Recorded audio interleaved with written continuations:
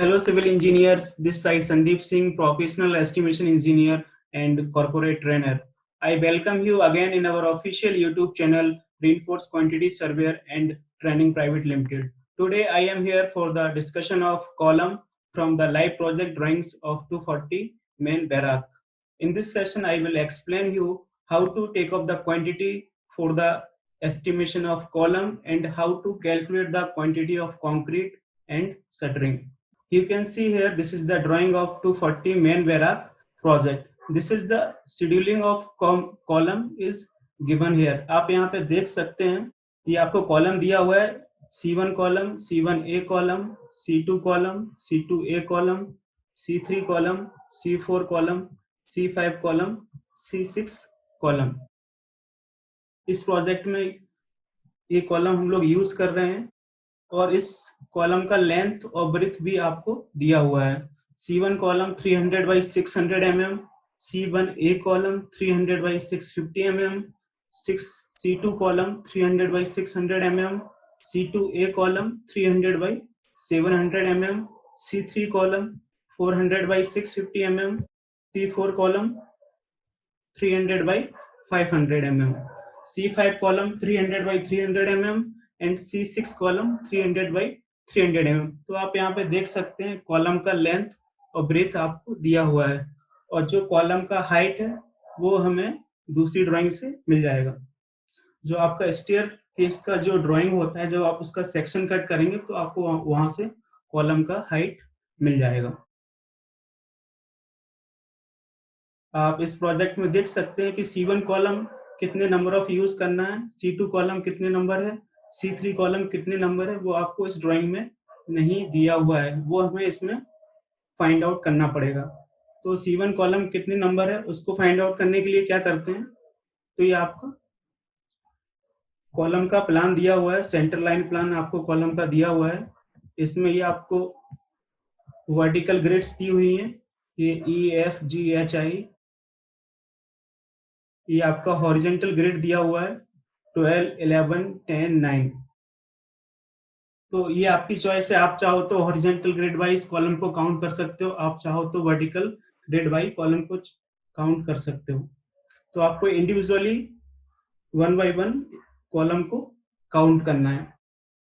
मैंने ऑलरेडी इसमें काउंट किया हुआ है, आप देख सकते हैं मैंने एक एक्सेल शीट प्रिपेयर किया हुआ है. इस कॉलम का Excel sheet, serial number, column description, C1 column, C2 column, C3 column, and this is the number of column. C1 column 36 number, C1A column 6 number, C2 column 23 number. तो मैंने already इसको count किया हुआ है. आप देख सकते हैं इस तरह से प्रोजेक्ट में. ये आपका C5 कॉलम है, 2 नंबर यूज हो रहा है.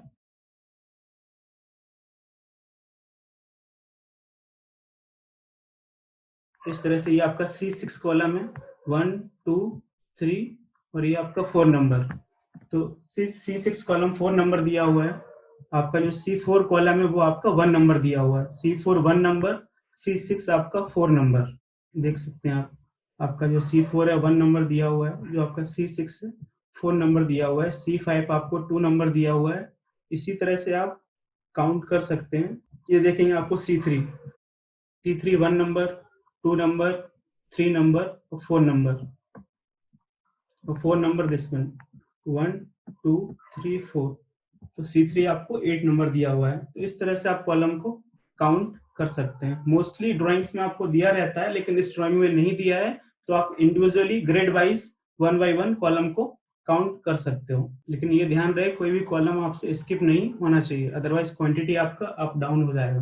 तो ये हमने एक्सेल शीट प्रिपेयर किया हुआ है. ये कॉलम का डिस्क्रिप्शन है, ये आपको नंबर ऑफ कॉलम्स दिए हुए हैं, कॉलम लेंथ और ब्रेथ आपको ड्राइंग में दिया हुआ है, और कॉलम का हाइट फाइंड आउट करने के लिए जो स्टेयर केस का सेक्शन होता है उसमें कॉलम का हाइट दिया रहता है. आप देख सकते हैं इसमें ये स्टेयर केस का सेक्शन है. इस तरह से ये आपको टेरेस पे जो ममटी दिया रहता है उसका सेक्शन है. ये सेक्शन AA जब आप कट करेंगे तो आपको कुछ इस तरह से दिखाई देगा. ये देखेंगे आपको ये सेक्शन A दिया हुआ है, तो यहाँ से आप कॉलम की हाइट निकाल सकते हैं. ये आपको दिया हुआ है 3150. ये आपका जो फ्लोर है उसके टॉप से लेके और जो आपका स्लैब है उसके टॉप तक जो कॉलम का हाइट दिया हुआ है 3150 mm, 3.15 मीटर। कॉलम का लेंथ ब्रेथ आपको ड्राइंग में दिया हुआ है और ये कॉलम का हाइट है। बहुत सारे सिविल इंजीनियर्स होते हैं, उनको ये डाउट होता है कि कॉलम को जो हाइट है उसको किस तरह से कंसीडर करना है। एज पर IS code 1200, the height of column should be consider from the top of floor to the bottom of slab. Column की हाइट में स्लैब की थिकनेस को इंक्लूड नहीं करना है। ओके, तो आप ये देखेंगे जो फ्लोर का हाइट है 3.15 मीटर दिया हुआ है और जो ये स्लैब का थिकनेस है 150 mm है। तो इसमें इस हाइट में स्लैब का थिकनेस भी इंक्लूड है। तो इस हाइट में से हम लोग स्लैब का थिकनेस माइनस कर देंगे, तो जो आपका फ्लोर हाइट बचेगा top of floor to the bottom of slab वो हो जाएगा आपका 3 मीटर। तो वही मैंने यहाँ पे इनपुट किया हुआ है, आप देख सकते हैं एक्सेल सीट में। ये इस तरह से जो कॉलम का हाइट है वो 3 मीटर है। टोटल हाइट आपका 3.15 मीटर था, तो जिसमें से मैंने स्लैब की जो थिकनेस है उसको माइनस कर दिया है, तो आपका एक्चुअल हाइट फ्लोर का आ जाएगा। मैं आपको एक बार फिर से बोल रहा हूँ, तो measurement of height for column top of floor to the bottom of slab as पर IS 1200। तो ये आपको कॉलम का हाइट दिया हुआ है, कॉलम का ब्रेथ दिया हुआ है, कॉलम का लेंथ दिया हुआ है, आपको नंबर ऑफ कॉलम्स दिए हुए हैं। आप ये ड्राइंग देख रहे हैं 240 मेन बैराक का। इस ड्राइंग में जो आप ये वाला पार्ट देख रहे हैं, ये G2I, ये जो आप C5 कॉलम देख रहे हैं, ये पोर्शन इस बिल्डिंग का फ्रंट पोर्शन है। यहाँ से इस बिल्डिंग में एंट्रेंस दिया हुआ है। जो आप किसी कॉलेज या फिर किसी स्कूल को देखते हैं तो उसके फ्रंट में जो आपका बरांडा होता है या फिर जो प्रोजेक्शन होता है, तो वो ये वाला पार्ट है। यहाँ पे जो कॉलम है C5 कॉलम और ये C5 कॉलम जो हम 2 नंबर यूज कर रहे हैं, उसका हाइट थोड़ा अलग दिया हुआ है। आप इसका सेक्शन देखेंगे तो आपको ये समझ में आएगा इस तरह से। ये देखेंगे बाकी जो आपके कॉलम्स हैं उनका जो हाइट है वो आपका प्लिंथ लेवल के टॉप से दिया हुआ है स्लैब के बॉटम तक। लेकिन जो आपका C5 कॉलम है, ये देखेंगे आप, ये C5 कॉलम, ये आपको C5 कॉलम दिया हुआ है। C5 कॉलम आपका ग्राउंड लेवल से दिया हुआ है, ग्राउंड लेवल से और आपका स्लैब के बॉटम तक। तो जो इसका हाइट दिया हुआ है वो आपको कितना दिया हुआ है 3750।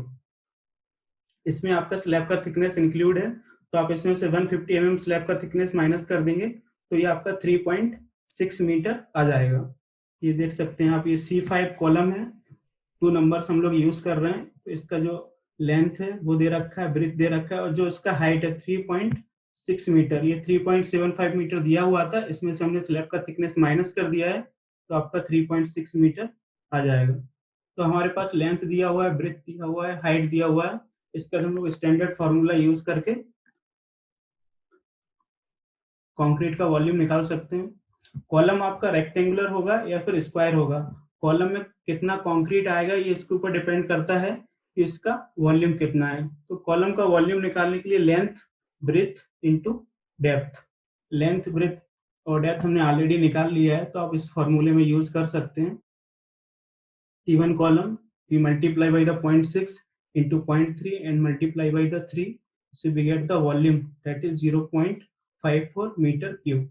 This is the volume of one column. We are using here 36 columns, so we multiply this one, we get the total volume 19.44 meter cube. And to find out the shuttering area for the column, we have a standard formula. You can see here 2 times of length plus breadth into height. Okay, shuttering means your actual touch of concrete. So you applying the formula here, 2 times of length plus breadth into depth, we get the shuttering. Okay, this is the shuttering for the one column.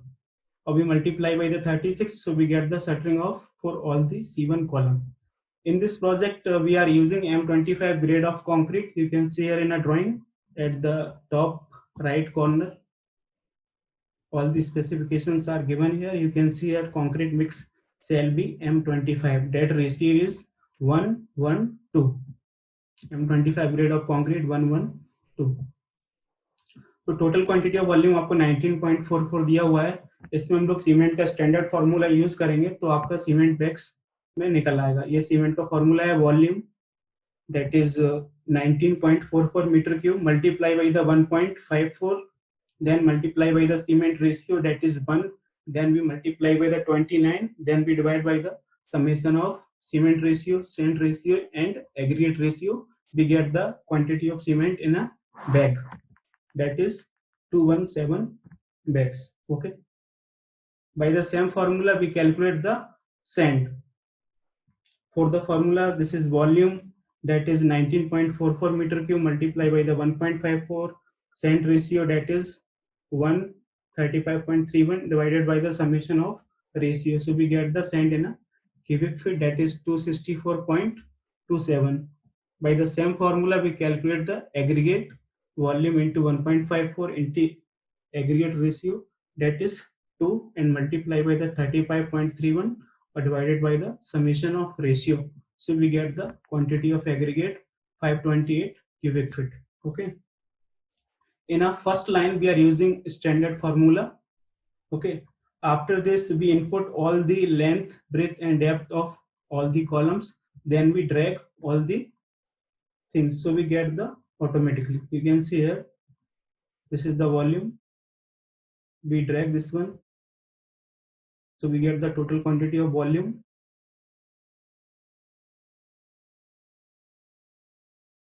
Then we drag the shuttering area.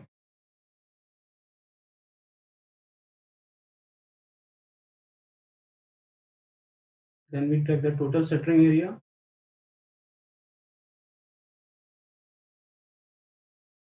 After this, we drag the cement.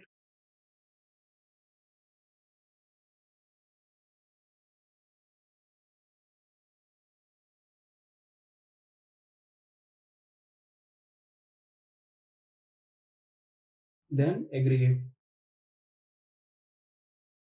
Okay. So you can see here we applying the standard formula in a first line. Then we input the length, breadth, and depth of all the columns. Then we get the quantity of cement, sand, aggregate automatically. Okay. So for the this is the complete estimation of column for the first floor. Okay. For the construction of first floor, we have to need 45.048 meter cube concrete, then 443 meter square shuttering, then 502 cement bags, 612 cubic feet sand, and 1224 cubic feet aggregate. Okay, so this is the estimation of only first floor.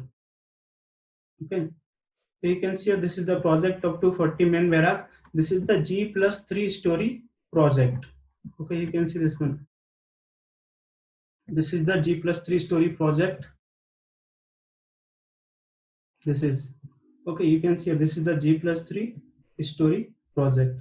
Okay, so this is the estimation of only first floor. By the same process, you can calculate the estimation of second floor, third floor, and fourth floor. Okay. I hope you are getting it. If you have any doubt regarding this session, you can ask me in a comment section. Okay, thank you so much for the supporting and encouraging our RQST team. If you want more content like this practical and genuine from the different drawings, so please like, share and subscribe our YouTube channel and keep always learning. Thank you so much.